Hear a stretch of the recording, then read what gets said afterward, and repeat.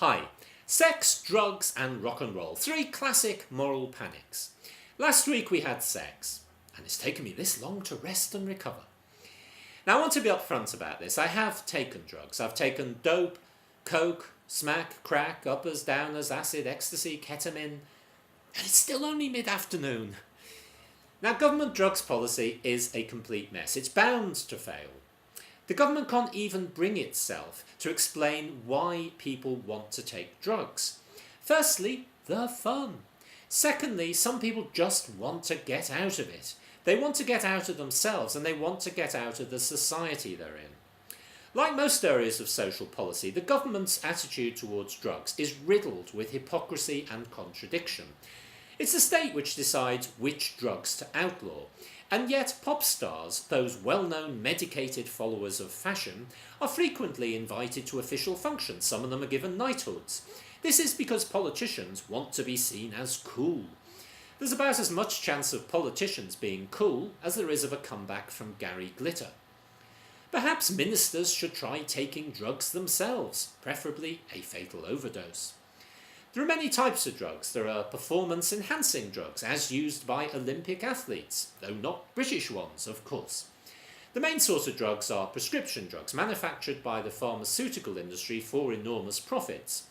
And they're sold at vastly inflated prices to the NHS, and if the state can't afford to stump up, well, in the trade that's known as making a killing.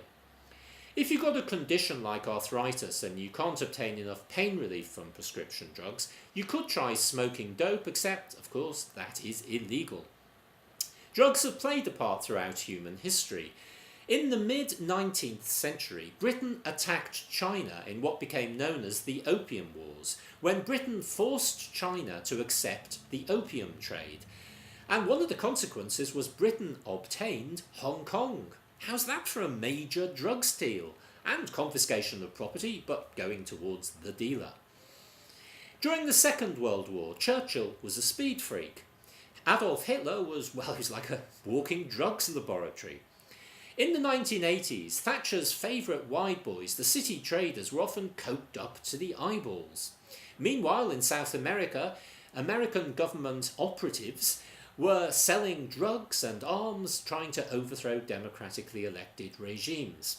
A few years ago, Bush and Blair got together and they discovered there were weapons of mass destruction in Iraq. Well, you tell me there weren't hallucinogens involved in that.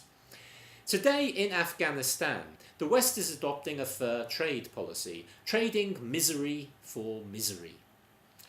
There are some chemicals, some substances more harmful than the proscribed drugs, nicotine, tobacco being an obvious example. During the Second World War, these were effectively pushed by governments. Troops were supplied with cigarettes.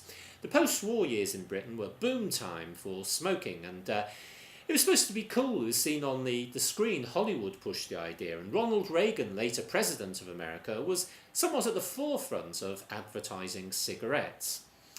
Now, of course, within capitalism, profit is more important than human life, and so the tobacco industry deliberately covered up all the research, all the reports into the effects on health of smoking. But even when these became known, Margaret Thatcher was still willing to go out and work on behalf of the tobacco industry.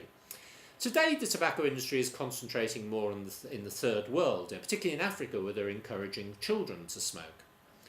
Personally, I think the most harmful form of drugs is a particularly deadly cocktail, very often found in Britain, particularly weekend evenings. It's a cocktail of alcohol and testosterone. Imagine a world without that. Now, generally speaking, my attitude towards drugs is pretty relaxed, at least it is once the Valium kicks in. I think all drugs should be made legal. Firstly, it takes it out of the hands of organised crime and puts it into the hands of the disorganised free market. This will at least have benefits for public health. Obviously, clean needles could be supplied quite openly. Packaging could state the purity and the strength of the substances contained within. And people could get open treatment for addiction if they required it. We would, of course, have to put up with advertising campaigns like things go better with Coke.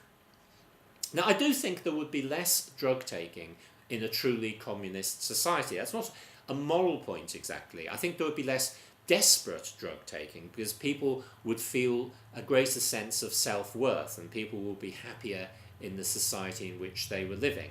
So people might well take drugs for pleasure, they might well take drugs to investigate their own minds, but there'd be less of the very harmful, desperate drug taking that we see around us now. However, capitalist society, as per usual, gets its moral panics going, and if you're faced with a moral panic about drugs, well, you could just take a load of drugs, I suppose. But I've adapted the chant which I had for my video on sex. I've adapted this as a chant to explain my attitude towards drugs. And you could try it yourself or perform it towards other people. It goes like this. It's none of my business. It's none of your business. It's none of his business. It's none of her business. It's none of our business. It's none of their business. Remember, the main enemy is always at home, whether condemning drugs or taking drugs, or both at the same time. Bye.